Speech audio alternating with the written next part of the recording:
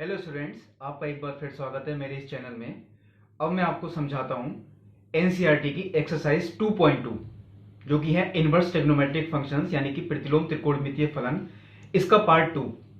Part 1 मैं पिछले video में दे चुका हूँ। पार्ट 2 वाला वीडियो वो ये है जिसमें इस टाइप के क्वेश्चन है जो मैंने पार्ट 1 में भी आपको बताए थे कि कुछ प्रतिस्थापन से संबंधित सूत्र हमें याद रखने पड़ते हैं। मैंने प्रतिस्थापन के सूत्र पिछली बार लिखे भी थे वो पार्ट 1 वाले वीडियो में कि किसमें क्या रखना पड़ता है। उसी टाइप के क्वेश्चंस मैं अब इस वीडियो में बताता हूं।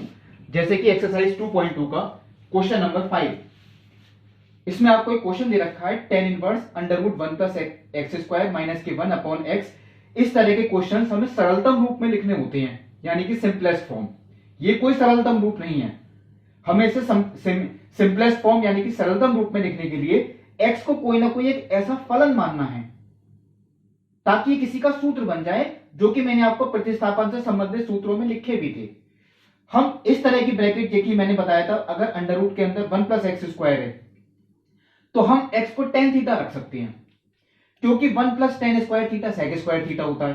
तो मैंने यहां पे लिखा भी एक्स बराबर tan थीटा रखने पर 1 प्लस tan स्क्वायर थीटा और बटे में tan थीटा, क्योंकि जहां जहां एक्स है हमें एक्स का मान रखना पड़ेगा। और 1 plus tan square theta sec square theta, उसका वर्गमूल लेंगे तो sec थीटा यानी कि sec थीटा माइनस 1 बटे tan थीटा। ये भी कोई सरलतम रूप नहीं। सरलतम रूप का मतलब था अगर tan इनवर्स बाहर है तो अंदर भी tan का ही कोई ना कोई फलन बने ताकि tan इनवर्स से tan कैंसिल हो जाए। तो इसे करने के लिए मैंने इस पूरे क्वेश्चन को साइन और कॉस में चेंज किया, यानी sec थीटा को लिखा 1 बटे cos थीटा और tan थीटा को लिखा sin थीटा बटे cos थीटा।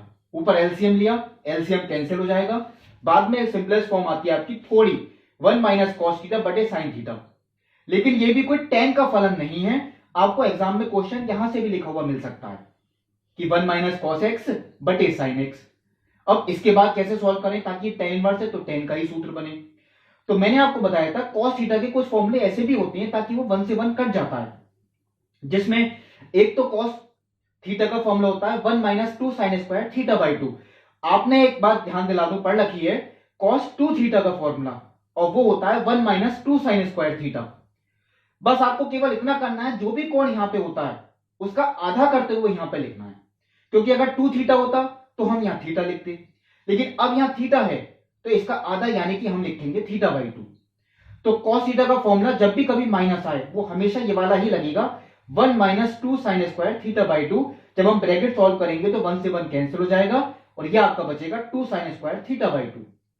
लेकिन इस बीच आपको एक बात और बताते हैं, जो आपने साइन 2 थीटा का फॉर्मूला पढ़ रखा है वो होता है 2 साइन थीटा कॉस थीटा, और उसमें भी यही बात थी, अगर 2 थीटा था तो हम थीटा लिखते थे। अब यहां क्योंकि थीटा है तो हम यहां थीटा की जगह लिखेंगे थीटा बाई 2, यानी साइन 2 थीटा का फॉर्मूला यहां भी लग सकता है, लेकिन आपको ध्यान रखना है जो भी कोण आपको दे रखा है उसको केवल आधा करते हुए लिखना है।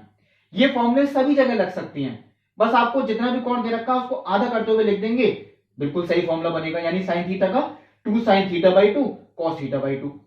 अब हम इसे सॉल्व करते हैं तो यहां पे 2 से 2 कैंसिल, एक साइन भी कैंसिल, बचा केवल साइन अपॉन कॉस यानी कि वो होता है tan, और tan इनवर्स से tan कैंसिल, ये सिंपलेस्ट फॉर्म आती है यानी कि थीटा बाई 2। अब कुछ लोग इतना भी आंसर लिख के छोड़ देते हैं, ये भी कोई आंसर नहीं, थीटा बाई 2 है लेकिन हमें थीटा का मान भी लिखना है, क्योंकि हमें आंसर जो निकालना होता है वो x के पदों में निकालना होता है। तो अगर हम यहां से थीटा का मान निकालें तो वो है tan इनवर्स x। आपको कहीं नहीं जाना, केवल यहीं पे देखना है, थीटा का मान tan इनवर्स x वो यहां रख देना, यानी कि 1/2 tan इनवर्स x। ये सरलतम रूप हुआ, जो इस क्वेश्चन का सरलतम रूप था वो था 1/2 tan inverse x।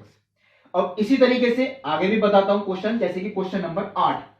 tan inverse के साथ एक आपको ब्रैकेट दे रखी है cos x minus sine x बटे cos x plus sine x.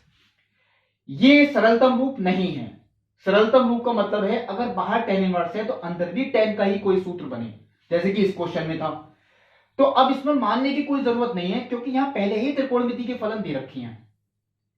यहां पे केवल x था तो यहां मुझे त्रिकोणमिति लेना पड़ा, लेकिन यहां त्रिकोणमिति का कोई फलन मानने की जरूरत नहीं, क्योंकि यहां पहले से ही त्रिकोणमिति है। हमें इसी चीज को ऐसा सॉल्व करना है कि tan का फॉर्मूला कोई ना कोई बन जाए। अब मैं ऐसा करने के लिए मैंने अंश और हर में cos से भाग किया, और यह आपको बताता हूं ऐसा इसलिए क्या, इसकी पहचान भी ध्यान रखें। जो चीज हमें यहां दे रखी होती है वहां हमें किसी ना किसी तरीके से 1 लाना होता है। तो 1 तभी आ सकता है क्योंकि यहां cos लिखा है तो हम cos से ही भाग कर दें। और cos से भाग का मतलब ऐसा नहीं केवल इसी को करेंगे, वो हमें अंश में भी करना पड़ेगा और हर में भी करना पड़ेगा, क्योंकि जब हम अंश और हर दोनों में भाग करेंगे तब वो इक्वेशन बैलेंस मानी जाएगी और यहां भी बना जाएगा, ऊपर चाहे कुछ भी आए। अब हम cos से भाग करते हैं तो ये तो 1 हो गया, यहां पे cos से भाग किया तो sin बटे cos यानी कि tan, यहां पे cos से भाग किया तो 1 और यहां पे भी sin बटे cos यानी कि tan। 1 माइनस टेन एक्स बटे 1 प्लस टेन एक्स। हम कभी इतना सिंपल फॉर्मूला ये tan का अभी भी नहीं है, लेकिन ये बन सकता है tan का फॉर्मूला अगर हम इस वाले 1 को लिख दें tan 45, क्योंकि tan 45 का मान 1 होता है, इसे मैंने tan पाई बाई 4 लिखा। तो tan पाई बाई 4 माइनस के tan x, ये ऐसे ही छोड़ दिया, बटे इस वाले 1 को भी हमने ऐसे ही छोड़ दिया, इस वाले 1 को कुछ नहीं लिखना। हाँ, अब एक बात आती है, हम इस वाले tan x को इस तरीके से भी लिख के दिखा सकते हैं, tan pi by 4 into tan x, सिर्फ इसलिए क्योंकि tan 45 का मान 1 होता है और हम 1 की गुणा tan x से करेंगे तो वो tan x ही आएगा। और ये ऐसा मुझे इसलिए लिखना पड़ा क्योंकि tan a minus tan b बटे 1 plus tan a into tan b, ये फॉर्मूला होता है tan a माइनस b का, यानी कि tan a minus tan b बटे 1 plus tan a into tan b। अगर हम इस कोण को a मानते हैं और इस कोण को b, तो ये फॉर्मूला हो गया tan a माइनस b। अब ये बिल्कुल सही है क्योंकि tan इनवर्स से tan b कैंसिल हो जाएगा, यानी सिंपलेस्ट फॉर्म जो सरलतम रूप आपका है वो पाई बाई 4 माइनस x आता है। अब आता है क्वेश्चन नंबर 9, जो कि मैंने नीचे लिख भी रखा है, tan इनवर्स x बटे वर्गमूल a square minus x square. ये बात ध्यान से देखें, अगर यहां a की जगह 1 होता, यानी x बटे वर्गमूल 1 माइनस एक्स स्क्वायर, तो मैंने कल भी आपको प्रतिस्थापन के सूत्र लिखे थे, हम ऐसी ब्रैकेट जब वर्गमूल के अंदर 1 माइनस एक्स स्क्वायर आता है तो हम x को साइन थीटा रखते हैं, cos भी रख सकते हैं, पहले मैंने साइन के लिए बोला था, लेकिन यहां क्योंकि 1 नहीं है, यहां a स्क्वायर दे दिया, तो ये सॉल्व करने के लिए मुझे एक काम इसमें करना पड़ा, पहले मैंने नीचे a स्क्वायर कॉमन लिया, क्योंकि जब नीचे a स्क्वायर कॉमन लेंगे तो अंदर बचेगा 1 माइनस एक्स स्क्वायर बटे a स्क्वायर। मैंने वर्गमूल से बाहर a स्क्वायर लेंगे, क्योंकि इसका वर्गमूल लेंगे तो वो बाहर होके a आएगा, और a भी क्योंकि ये x बटे a है तो हम ऊपर ही लिख देंगे x बटे a। जो ये a स्क्वायर था, ध्यान रखें, वो बाहर आके a हुआ और ये x बटे a को हमने ऊपर ही लिख दिया, और नीचे भी ये x स्क्वायर बटे a स्क्वायर, ये x बटे a का होल स्क्वायर है। अब ये बिल्कुल सही है क्योंकि वर्गमूल के अंदर जो मैंने कल बात बताई थी 1 माइनस एक्स स्क्वायर, अगर हम इस पूरे को x माने तो हम इस पूरे को साइन थीटा रखेंगे। ये बात मैंने इधर भी लिखी कि हमने x बटे a को साइन थीटा रखा, तो अगर हम x बटे a को साइन थीटा रखते हैं तो ऊपर तो साइन थीटा ही हो गया, और नीचे 1 माइनस साइन स्क्वायर थीटा यानी कि cos स्क्वायर थीटा, उसका वर्गमूल लेंगे तो वो होता है cos थीटा, और साइन बटे cos होता है tan, तो tan इनवर्स से tan भी कैंसिल, केवल आपका थीटा। लेकिन ये कोई उत्तर नहीं था, हमें थीटा का मान भी निकालना है, और थीटा का मान आपको यहीं से देखना है, साइन इनवर्स x बटे a। अब आता है क्वेश्चन नंबर 10, ये भी कोई सिंपलेस्ट फॉर्म यानी सरलतम रूप नहीं था, लेकिन मैं एक बात बताता हूं, इस तरीके के क्वेश्चंस में जो भी tan इनवर्स आपको दे रखी हैं, कुछ लोग ये सोचेंगे कि tan 3 थीटा का फॉर्मूला बनेगा 3 tan theta minus tan cube theta बटे 1 माइनस 3 tan स्क्वायर थीटा। तो मैंने ये बात बोली, यहां पे 1 आना चाहिए, और यहां 1 आने के लिए मुझे a क्यूब से डिवाइड करना पड़ेगा, यानी a क्यूब से भाग, और कभी भी ऐसा कभी करना पड़ता है तो हमें अंश और हर दोनों में ही भाग करना पड़ता है। ये मैंने इधर पूरा करके दिखाया, a क्यूब से भाग अंश में भी किया और a क्यूब से भाग हर में भी किया। यहां पे a क्यूब से a क्यूब कैंसिल, देखिए 1 आ गया, यहां पे a स्क्वायर कैंसिल, केवल एक a बचा नीचे, तो ये x बटे a हो गया, ये x बटे a का होल क्यूब, यहां पे 1 आ गया, और यहां भी देखिए a से कैंसिल, तो ये x बटे a का होल स्क्वायर, क्योंकि यहां x स्क्वायर बटे a स्क्वायर बचा। सारी ब्रैकेट्स आपको लगेंगी सेम है क्योंकि हर जगह x बटे a ही आ रहा है, यहां भी ऐसा ही था, x बटे ऊपर था, x बटे a नीचे।